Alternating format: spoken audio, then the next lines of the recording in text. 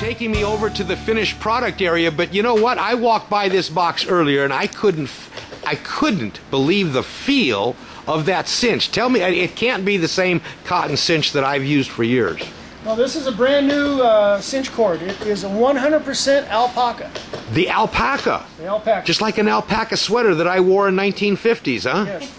You've probably seen the 100% wool and mohair cinches. Right, right. I know Jonathan uses those. Well, this is the newest cord that is 100% naturally organic from alpacas. It has the oil and lanolins in it, and it has the softest feel on the market. I'll tell you what, if there was a way to share the feel of this with people, I mean, I just have never felt a cinch that smooth. And you know what? Can you see the buckle?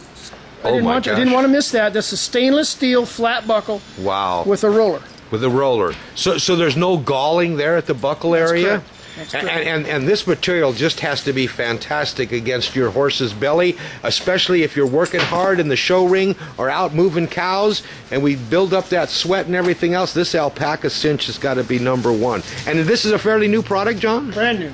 All right, it's available at buckarooleather.com? Yes, it is. All right. Hey, over here, we've got finished product getting ready to ship out to your happy customers around the country and your wonderful distributors. You have quite a distributor network, don't you, John? Yes, we have dealers across the United States. All right, and they're located on your website also? Oh, yeah. Okay. So what do you have one in your town?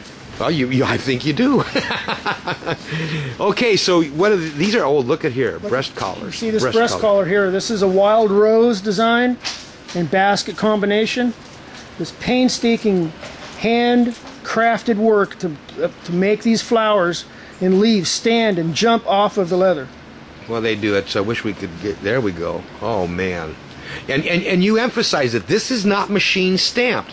A person sat down at a table and individually stamped out each little piece of that pattern. Yep. This is phenomenal. Now, I understand, based on the fact that I have a neighbor that uses her talents to help you occasionally, so some of this stamping is actually done by specialists around the country that you've developed associations with. Is that correct, John? That's correct. That's correct. Is it true that there's some stamps that some people happen to be better at and like to do, so there's actually like a poppy person and... Right. They take pride in either basket stamping or rose stamping. Or okay, now that's a rose that we're looking at right there? It's a wild rose. And what's right behind it? This one is an acorn oak. Acorn oak? All right. Pattern. Oh, wow. Now, is that the same stamper, or is that the product of two different people? That is, these are all made by the same stamper. Okay, fantastic. These are all made by this carving. Okay. That's phenomenal. That's phenomenal. So now these are being put together for shipping, and you also have in your trailer that you travel to your distributors and offer them your inventory, and of course they've placed their orders. So these things just get made and put together. Now here's a breast collar that looks a little bit different. This is one of the old style. That's the Roy Rogers, isn't it? Rogers style. Oh man, do I remember growing up watching Roy Rogers and Trigger.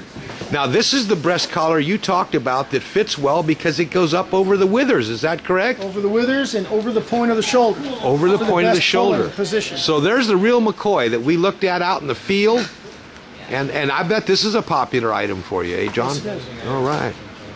Let's go over here, Chuck, and we'll take a look at a headstall being put together. All right.